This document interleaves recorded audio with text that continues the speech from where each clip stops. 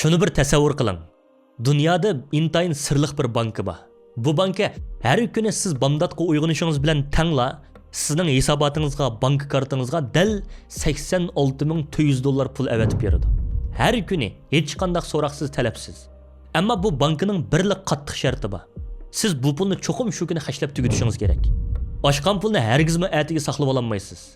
Har kuni kech soat 12 bo'lganda ishiltanmay qolgan pullarning hammasi nolga aylanadi. Avtomatik kuyib kul bo'ladi. Undaq bo'lsa siz bu vaqtda qanday qilardingiz? Har bir dollarni, hatto har bir tiyinni oxirgi daqiqaga ishiltib, uni oltinga yoki o'ymalikka aylantirib olardingiz. Shundaqmi? Hech kimmi bugun kayfiyatim yo'q, pullarning qilib qolgani ko'yib ketsin-chu demaydi. Haqiqat shuki, bu banka rostilla mavjud. Uning ismi hayot.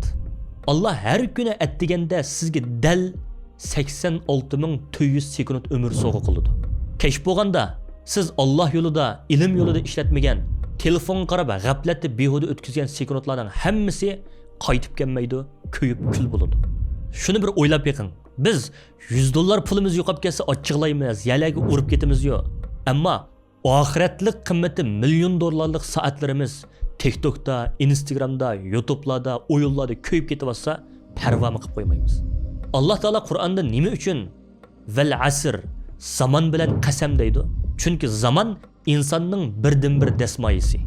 Biz namrat emas, biz vaqt isrofxo'rlari.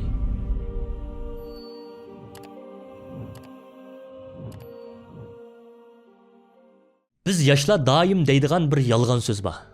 Vaqtim yo'q. Qur'on o'qi va kitob o'qi desa vaqtim yo'q. Millat uchun bir ish qil desa bak oldirash.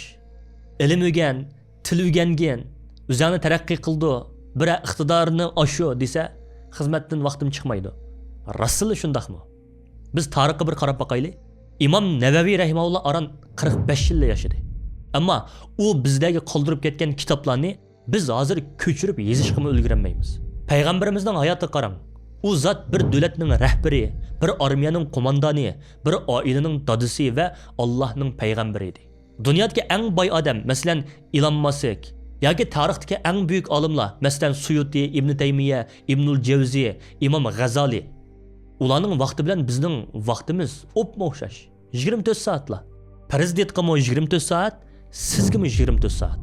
Undaqda ular dunyoni tavirtib, siz nimishqa qo'lingizda telefon o'ynab, yotgan ko'pingizni karavtingizda tavirtib o'tasiz?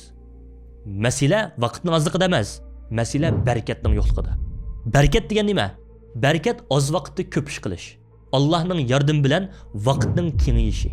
Bizning yoshlarimiz hozir oldirash, ammo barakatsiz. Yugurish mashinasida yugurgan odamni talaydi, hosiraydi, yerib charchaydi. Ammo u nega boradi? Hech yerga. Biz oldirash bo'lish bilan unumlik bo'lishni aralashtirib oldik. Bizning ko'pincha yoshlarimiz mushundaq. Kun bo'yi telefon qaraydi, xabar o'qiydi, ochchiqlandi, inkos yozadi, munozara qildi, talash tortish qiladi. Kechda voy men bek charchab ketdim deb yotgan ko'psiga yiqiladi. Lekin natija qani? Nol. Bu maqsadsiz harakat. Bu benzinni kuydirib qo'yib, mashinani o'rnida tormozlab, mayga qattiq dassigan bilan o'xshash. Vaqt boshqarish soat qarash emas. Vaqt boshqarish keraksiz ishlarga yo'q deyishni bilishdir. Undaqda vaqtni qanday boshqaramiz?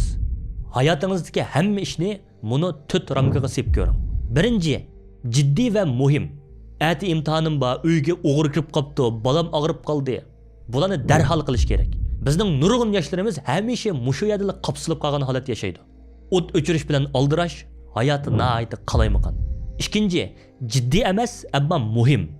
Til o'rganish, badan chiniqtirish, kitob o'qish, plan tuzish, ibodat qilish.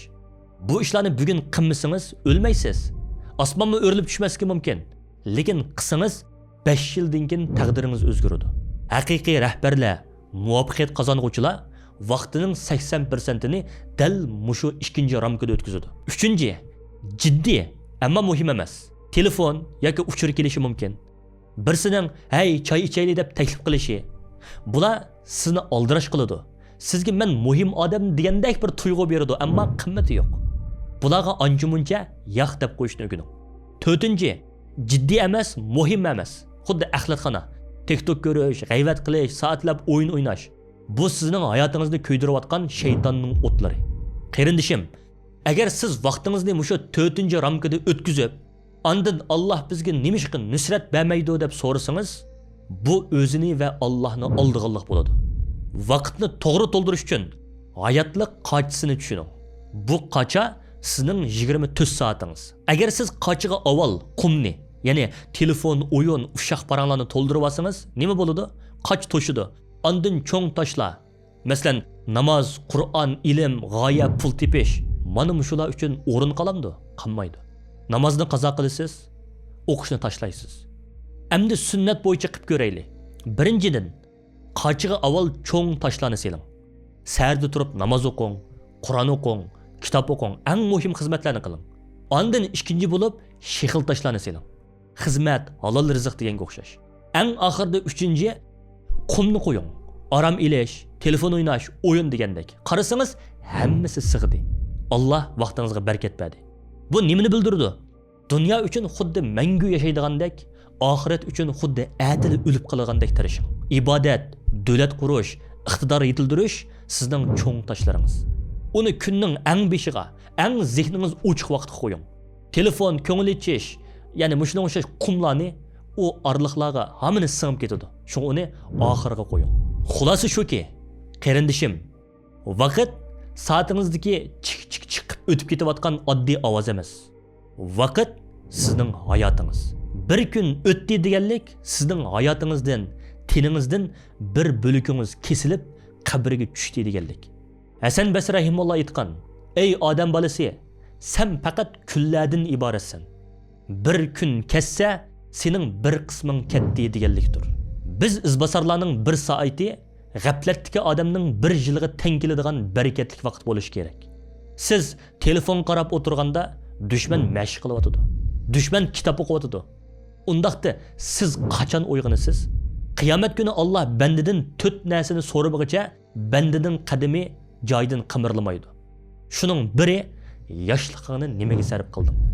Siz o kun Allohga: "Ey Rabbim, yoshligimda TikTok, Instagram seyredim, Reels, short ko'rdim, PUBG o'ynadim, uxuldim" deb javob beramsiz? Yoki: "Ey Rabbim, yoshligimda ilm o'rgandim, millatim uchun ter to'kdim, tirishdim, dining uchun xizmat qildim" demsiz? Tanlash sizning qo'lingizda. Unda bo'lsa bugungi 13-topshiriq. Hozirning o'zida telefonni qo'lingizga iling. Tangshak kirib, ekran vaqti degan ya'ni iching. Tunugin qancha soat telefon qarabsiz? 4 soatmi? 6 soatmi yoki 8 soatmi? Hisoblab beqing. Eng oz deganda kuniga siz 4 soat telefon ko'rsangiz, bir yilda 1460 soat. Siz 1460 soatda yangi bir tilni, arabcha bo'lsin, inglizcha bo'lsin, mukammal o'rganasiz. Yoki 100 poj kitob o'qiysiz. Siz 1460 soatni axlatga tashladingiz. Bugun Allohga va o'zingizga va'da bering. Men kundalik ekran vaqtimni 1 soatga qisqartiraman va tijab qolgan vaqtimni ibodatga va millatning tirilishi uchun sarf qilaman. Kim vaqtiga hukmron bo'la olsa, kelgusiga shu hukmron bo'ladi. Biz ayati 14-qismda oila kichik davlat, ya'ni uyni boshqarish san'ati degan temada suhbatlashamiz. Alloh vaqtingizga barakat bersin. Allohga omonat.